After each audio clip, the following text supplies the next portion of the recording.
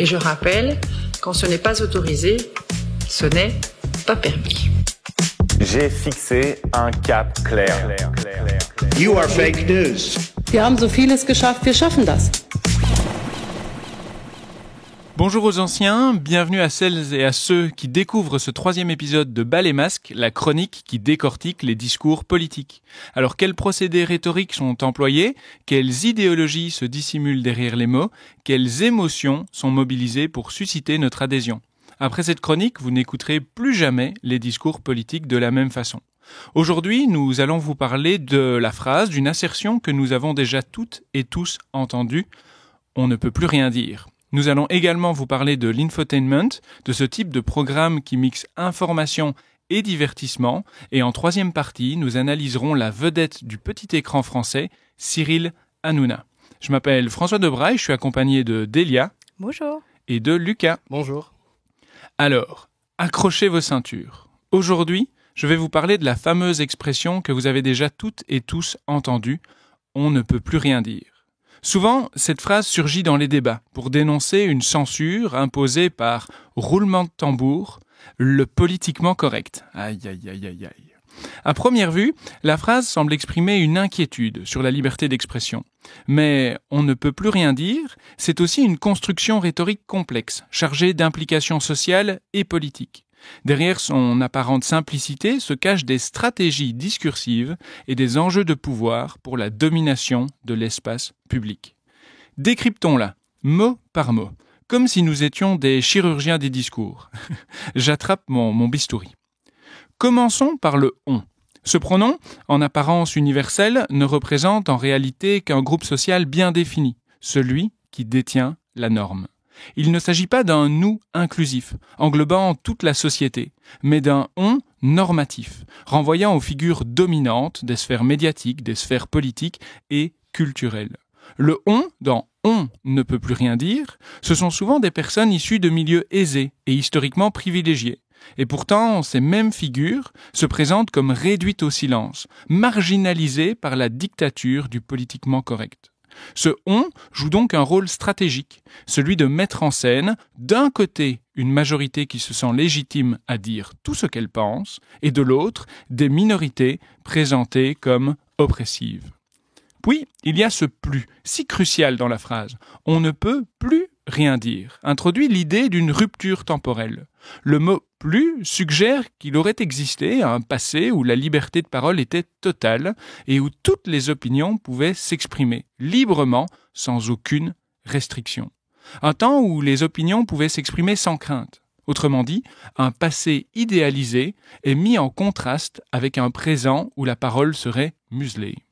Mais cette expression repose sur une construction simpliste et souvent exagérée. La liberté d'expression n'a jamais été absolue. Elle a toujours été encadrée par des lois, par des règles sociales. Ce plus crée donc une nostalgie artificielle utilisée pour alerter d'un danger, celui d'un avenir où la parole serait interdite. 1984 de George Orwell n'est d'ailleurs jamais très loin dans l'argumentation du « on ne peut plus rien dire ». Passons maintenant au « rien ». C'est un amplificateur. Il pousse encore plus loin l'exagération. Dire « on ne peut plus rien dire », c'est pas seulement se plaindre que certaines paroles sont mal reçues. Non, ça va beaucoup plus loin. Ça prétend que toute parole serait désormais impossible. Alors bien sûr, on sait très bien que c'est une hyperbole, c'est-à-dire une exagération. L'hyperbole est typique des discours alarmistes. Le rien sert donc moins à décrire une réalité, le rien vise plutôt à intensifier un ressenti, créer un sentiment de peur, créer un sentiment de perte de liberté. Et sur le plan stylistique, on ne peut plus rien dire repose aussi sur une prétérition, qui consiste à affirmer quelque chose tout en prétendant ne pas le faire. Alors, je m'explique. L'expression dénonce une impossibilité de parler tout en prenant la parole. Cette dualité nourrit une tension. Elle met en scène une parole qui s'affirme, mais qui se prétend en même temps interdite. Vous comprenez, vous ? Enfin, dire est le cœur même de cette assertion. Le verbe incarne l'acte de s'exprimer, de prendre position dans l'espace public. Mais ici, il porte une revendication bien particulière. Celles et ceux qui disent « on ne peut plus rien dire » ne réclament pas simplement le droit de parler. Ils veulent pouvoir s'exprimer sans être contredits, sans être critiqués. Or, la liberté d'expression ne signifie pas l'absence de désaccord. Au contraire, elle inclut le droit de débattre, de confronter les idées et parfois de dire « non, je ne suis pas d'accord ». Se dire devient donc une arme pour légitimer certaines opinions, souvent dominantes, tout en délégitimant les discours qui les contestent. Je vous propose d'écouter un premier extrait de Guillaume Janton dans la matinale sur Europe 2. Guillaume Janton, homme de médias, animateur et chroniqueur dans Touche pas à mon poste. De toute façon, aujourd'hui, on ne peut plus rien dire à personne, on ne peut plus remettre quelqu'un en place sans que ce soit de l'humiliation, du harcèlement ou un pervers narcissique. Non mais c'est insupportable, franchement, on n'en peut plus là, cette aseptisation de la télé, on n'en peut plus. Rappelons donc que Guillaume Janton est chroniqueur dans Touche pas à mon poste. On ne peut plus rien dire, c'est une expression chargée qui mobilise explicitement ou implicitement 3 concepts. La liberté d'expression, le politiquement correct et les minorités. Ces 3 concepts structurent un discours polarisant, opposant une majorité, perçue comme garante des normes politiques, des normes sociales et culturelles, à des minorités accusées d'imposer une nouvelle censure sous couvert de politiquement correct. Autrement dit, l'expression « on ne peut plus rien dire » met en œuvre une inversion des rapports de pouvoir. Les dominants, c'est-à-dire les personnes qui occupent les positions les plus visibles, se posent soudain en victimes. Et les discriminations systémiques, comme par exemple le racisme, le sexisme ou l'homophobie, sont non seulement ignorées, mais parfois même inversées. Par exemple, le raciste devient une victime de racisme anti-blanc. Le machiste devient une victime de misandrie. L'homophobe, une victime d'hétérophobie. Et ce glissement, il ne doit rien au hasard. Il va déplacer l'attention. Au lieu de parler des inégalités et des discriminations structurelles au sein de la société, il recentre le débat sur une liberté d'expression imaginée comme menacée et détachée des réalités de pouvoir et de domination. Car oui, la liberté d'expression, c'est un droit, bien sûr, nous sommes toutes et tous d'accord. Mais dans la pratique, la liberté d'expression fonctionne davantage comme un bien inégalement réparti au sein de la population. Tout le monde n'a pas le même accès à la parole. Tout le monde ne dispose pas du même espace pour s'exprimer. Prenez un exemple concret. En France, l'un des plus grands adeptes du « on ne peut plus rien dire », c'est Éric Zemmour. Et pourtant, d'après le Conseil supérieur de l'audiovisuel, aujourd'hui l'ARCOM, il fait partie des personnalités qui ont bénéficié du plus grand temps d'antenne à la télévision lors de la campagne de 2022. Nous voyons bien là qu'il y a un paradoxe. La liberté d'expression, présentée comme universelle, devient en réalité un outil de pouvoir. Un outil réservé à celles et ceux qui détiennent les ressources nécessaires pour imposer leur vision du monde, pour imposer leur récit sur la société. Et pendant ce temps, d'autres, beaucoup d'autres, peinent à se faire entendre. Maintenant, je vous propose d'écouter un extrait d'une interview de Michel Sardou sur RTL datant de 2019. Michel Sardou, est-ce que vous trouvez aujourd'hui notre époque aseptisée où on ne peut pas dire grand-chose ? Je hais cette époque. C'est vrai. Je la hais. Je hais ce siècle. J'aime pas du tout. Mais qu'est-ce qui vous irrite ? Tout. On n'a plus aucune liberté. Rappelez-vous les années 70, 80, on fumait, on faisait l'amour, on roulait vite, on pouvait boire, on pouvait... le théâtre marchait, les affaires marchaient.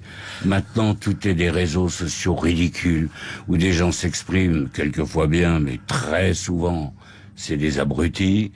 On n'a plus de liberté. On ne peut plus fumer. On ne peut plus faire l'amour. On ne peut plus rouler vite. Vous pouvez rouler vite, vous ? Ben non, on peut plus. Bon, recentrons. L'expression « on ne peut plus rien dire » s'inscrit aussi dans une rhétorique où la liberté d'expression est érigée comme un principe sacré, un principe intouchable. Mais les plus fervents défenseurs de ces discours bénéficient d'un privilège souvent passé sous silence, celui de revendiquer une position dite universaliste, sans jamais en questionner les implications. En réalité, comme je vous l'ai dit, la liberté d'expression est souvent utilisée comme un outil pour préserver une hégémonie culturelle et politique. Pierre Bourdieu parle à ce sujet d'une forme d'abus de pouvoir. L'héritage des Lumières et les idéaux républicains en France sont convoqués mais de manière décontextualisée, non pas pour promouvoir l'égalité, mais pour esquiver les critiques. Cet universalisme, loin d'être neutre, cache donc des inégalités qui limitent l'accès à la parole. Nous le constatons particulièrement dans les débats médiatiques, où la liberté d'expression est souvent invoquée pour défendre des opinions controversées. Qu'il s'agisse de questions liées à l'islam ou des droits des communautés LGBTQIA+, ces défenseurs dénoncent ce qu'ils appellent la tyrannie du politiquement correct.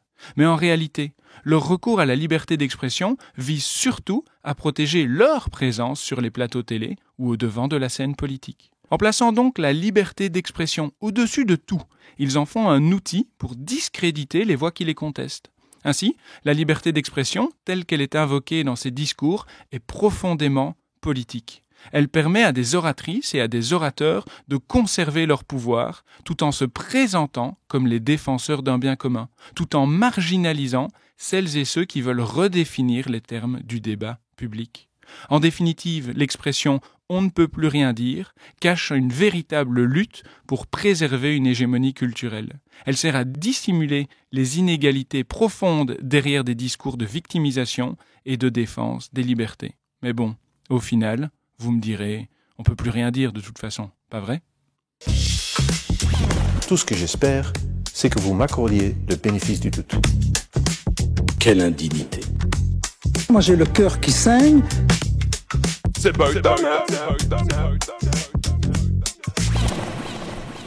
Vous écoutez Bas les masques, la chronique qui décortique les discours politiques.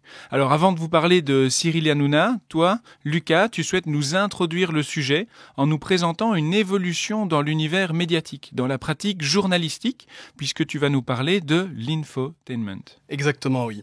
Bonjour à toutes et à tous. Aujourd'hui, nous nous penchons sur un phénomène intéressant et pourtant inquiétant, à la croisée de l'information et du divertissement, l'infotainment.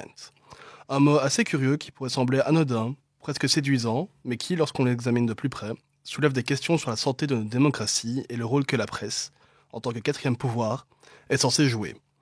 Surveiller les autres pouvoirs, informer de manière fiable et susciter la réflexion critique. Voilà les missions fondamentales de tout organe de presse digne de ce nom. Mais à l'heure où le spectacle semble primer sur l'analyse, ces missions sont de plus en plus compromises. Plongeons au cœur du sujet. Comment pouvons-nous définir l'infotainment ? Alors, l'infotainment, comme son nom l'indique, est une contraction de deux termes, information et entertainment. En français, cela renvoie au divertissement appliqué à l'information.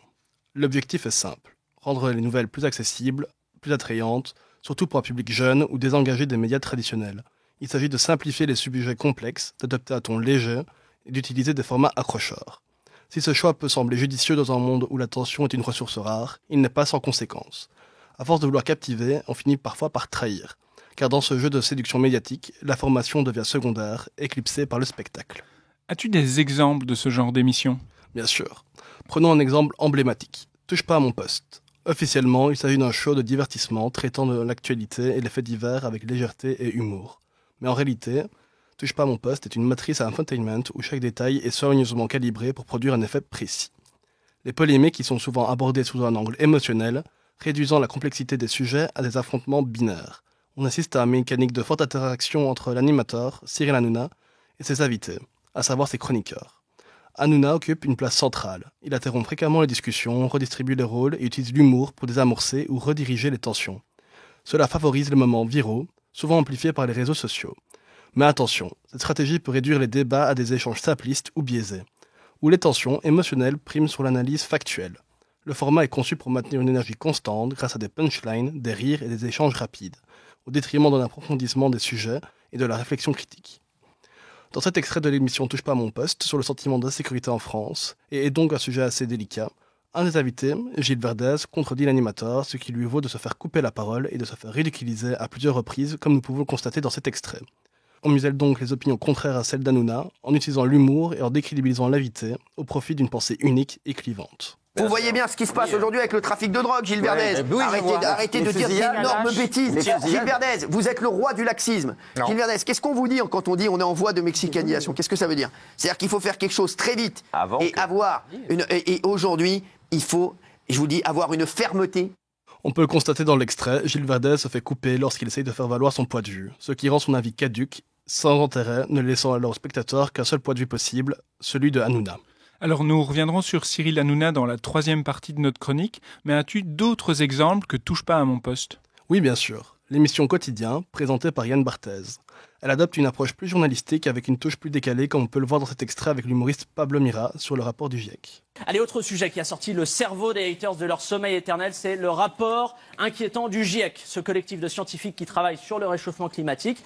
Et là, c'est pour moi, Yann, l'occasion de faire mon mea culpa. Vous savez, depuis le début de la saison, j'ai été un peu dur avec les membres des différents forums de jeuxvideo.com. Et alors que dans les faits, il n'y a pas que des débiles sur ces forums, évidemment. Certains font même des réflexions très intelligentes.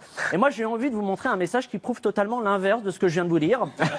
C'est celui de Sabayon qui nous dit « J'ai une solution perso, 2 points. Bombe atomique sur l'Inde, plus la Chine. Et en bonus, si on en a assez, sur toute l'Afrique. Comme ça, plus aucun problème de surpopulation, plus aucune grosse pollution, sauf les USA, plus de migrants, etc. » Après, j'ai pas assez réfléchi sur la morale de cet acte et de la conséquence de la disparition de ces pays. Non, tu crois ? Il est donc question d'actualité politique, sociale et culturelle. Le ton de l'émission oscille entre rigueur journalistique et ironie mordante, ce qui permet de vulgariser les sujets complexes tout en conservant un certain sérieux. La mise en scène visuelle est sobre et moderne, ce qui rend l'image d'une émission qui se veut intelligente et accessible. Yann Barthès est moins présent qu'Hanouna, mais reste le fil conducteur de l'émission, en apportant des commentaires avec ironie ou en amenant un nouveau sujet. Concernant les invités, ce sont généralement des personnes issues de milieux politiques et culturels, ce qui permet une dynamique moins conflictuelle et des échanges enrichissants, tout en jouant de tout de même sur des émotions plus subtiles et mesurées. En résumé, les deux émissions se veulent être un mix entre l'information et le divertissement, mais elles se positionnent différemment dans le paysage médiatique. Touche pas mon poste se concentre sur le show, le spectacle avec des émotions fortes et de la provocation dans une optique de buzz à tout prix. A contrario, avec l'émission Quotidien, où l'on va favoriser une approche plus subtile, en privilégiant une critique sociale et une vulgarisation de l'information dans un engagement assez progressiste. Idéologiquement parlant, on a donc d'un côté une prise de position assez tranchée, ce qui favorise le spectacle et le divertissement, et de l'autre un engagement intellectuel marqué par une certaine sobriété. Alors est-ce qu'on sentirait pas une légère inclination en faveur de Quotidien ? Et en Belgique, y a-t-il d'autres émissions similaires ? Alors c'est une très bonne question. Un autre exemple, plus inattendu, l'émission belge Pyjama Party, présentée et animée par Hugo Nate, où les 6 chefs de parti wallons, à savoir Défi, les engagés écolo, PTB, PS et MR, débattent en pyjama. Ici aussi, les codes du divertissement sont utilisés, mais à des fins très différentes.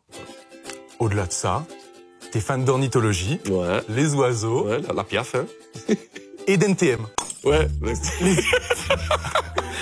Dans cet extrait, Hugo Nate, en grenouillère, discute avec un Raoul Edebo souriant et décontracté de façon très informelle dans un canapé. Edebo partage ses passions, à savoir le groupe NTM et l'ornithologie, mais en réalité, il renforce son capital sympathique auprès des téléspectateurs. Il se rend alors accessible, populaire et montre qu'il n'est pas si différent du belge lambda.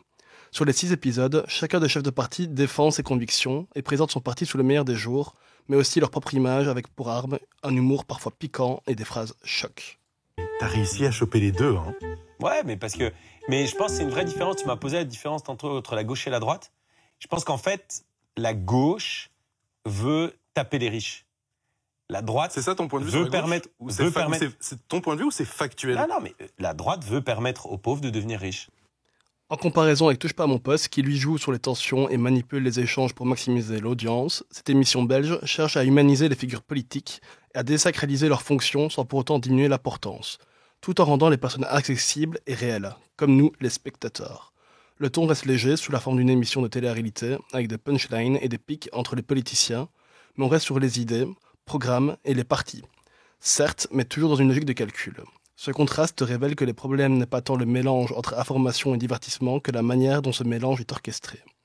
Ce phénomène n'est pas propre à la France ou à la Belgique. Aux États-Unis, des chaînes comme Fox News ou CNN illustrent à leur manière ce qu'on appelle l'infotainment.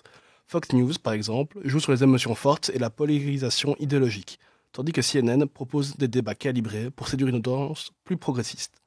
Dans les deux cas, chaque détail de la mise en scène avec des choix de mots ou expressions des intervenants vise à orienter la réception du message.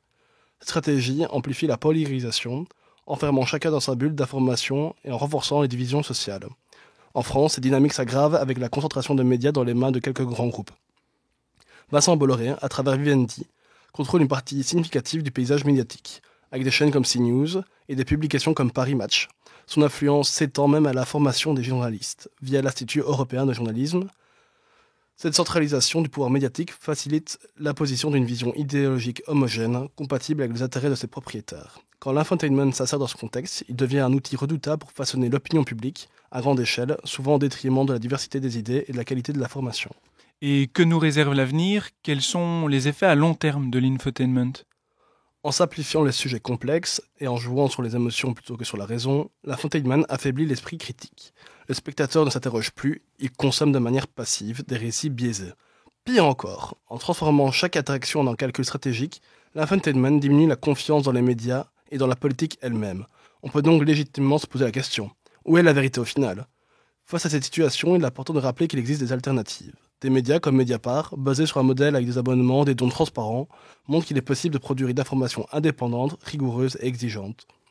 Ces exemples prouvent que le journalisme peut résister aux besoins du buzz et du spectacle show à condition de rester fidèle à sa mission première qui est de tenir informé le lecteur.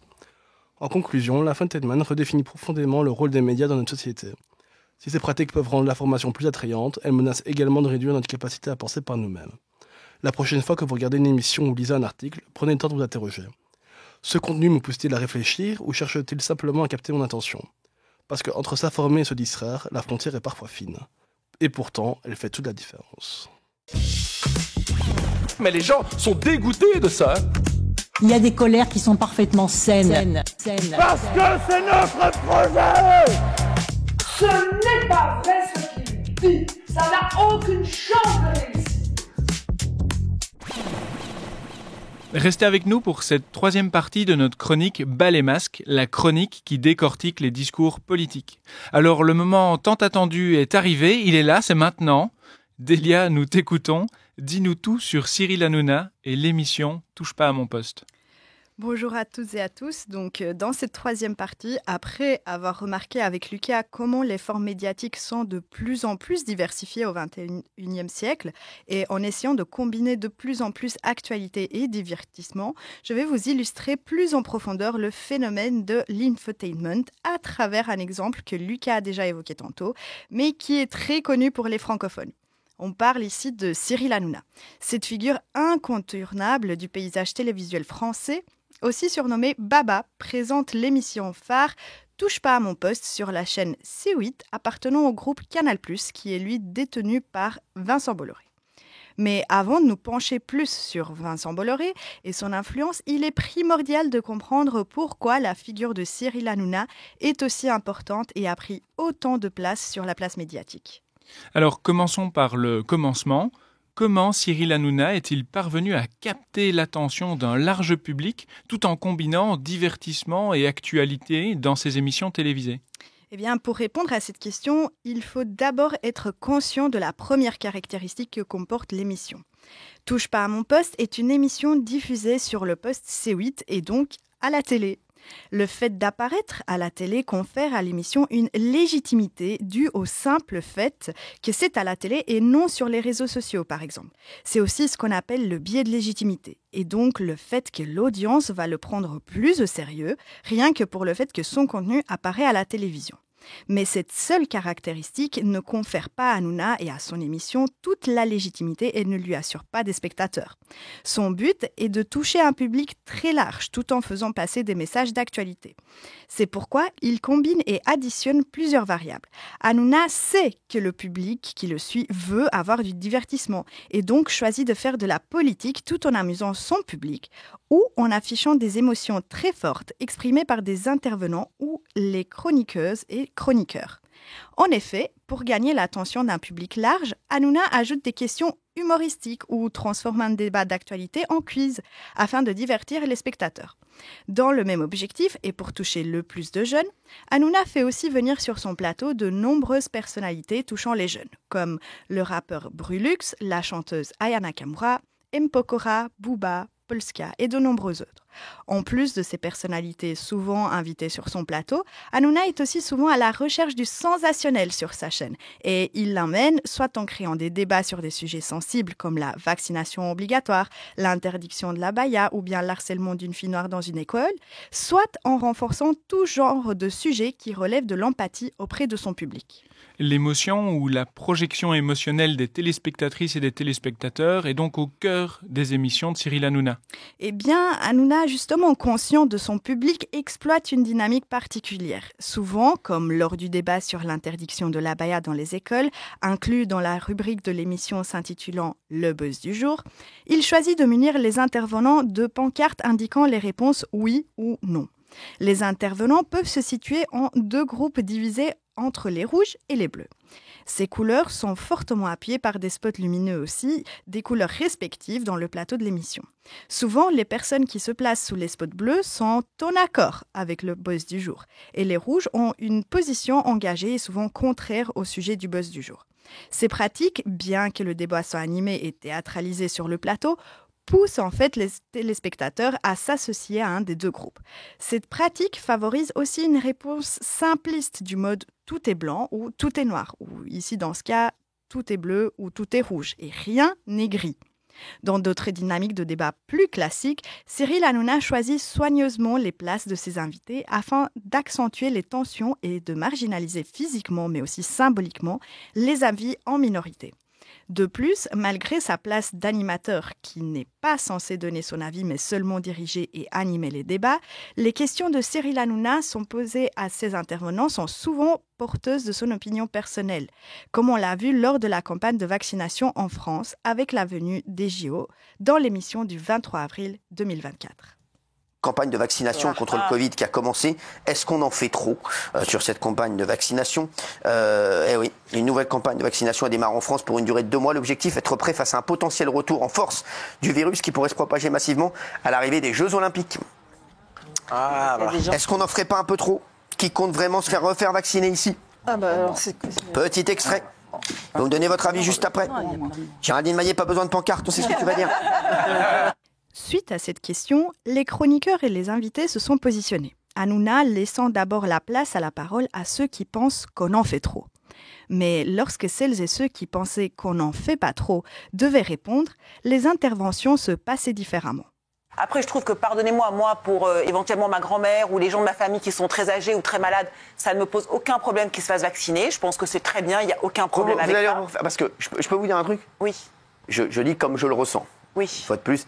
Et dites-moi. Je me suis je me suis trompé, mais moins que vous. Ça dépend sur quel sujet ? Sur tous les sujets. Non. Si, sur tous les sujets. Sur le PSG, je ne me suis pas trompé. Vous étiez encore en train de dire des choses sur le PSG l'année dernière. On a vu que vous connaissiez le vendeur de merguez alors que je connais le président.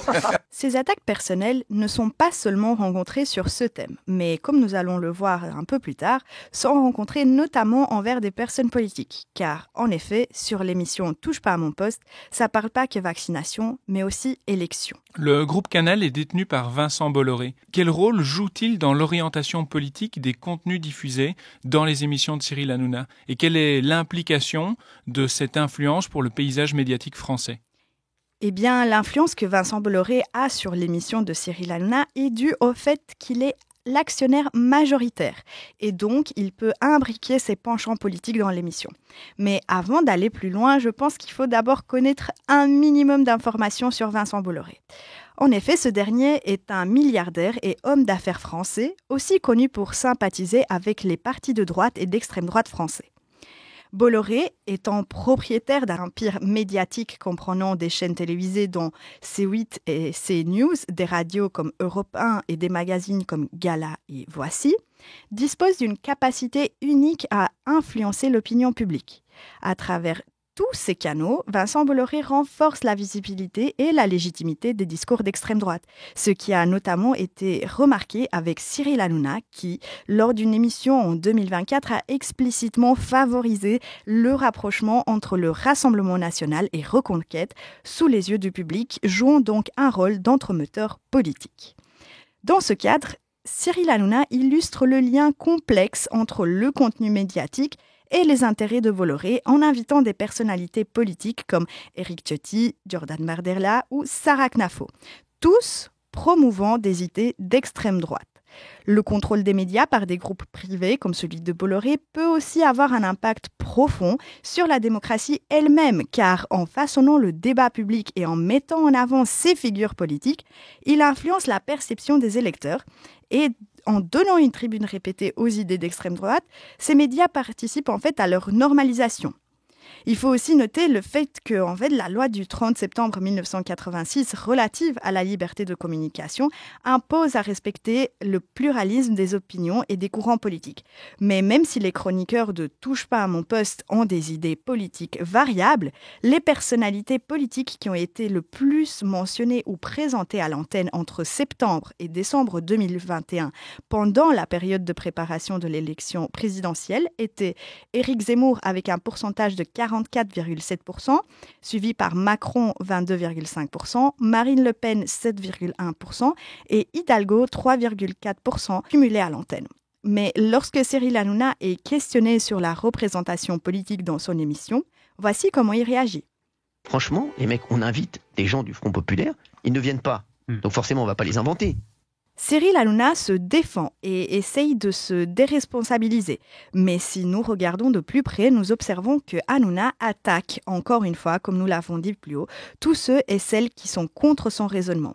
En parlant de personnalités qui ne sont pas issues de la droite ou d'extrême droite, Cyril Hanouna répond par des attaques personnelles, comme il l'a fait envers le député de la France insoumise, Louis Boyard, lorsque celui-ci critique ouvertement Bolloré en direct.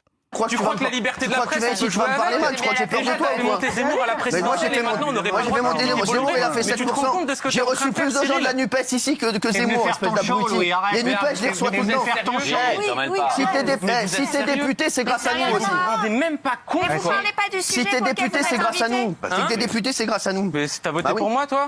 Suite à cette altercation, l'autorité de régulation de la communication audiovisuelle et numérique, l'équivalent français du Conseil supérieur de l'audiovisuel de la communauté française, a ouvert une enquête et une amende de 3,5 millions d'euros a été imposée pour non-respect des règles déontologiques.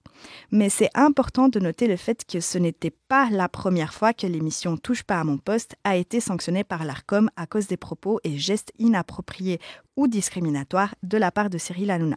Car en 2007, il a fait un canular téléphonique homophobe. Et à un autre moment, Cyril Hanouna prend la main de la chroniqueuse Capucine Anav et la pose sur son sexe sans aucun consentement de sa part.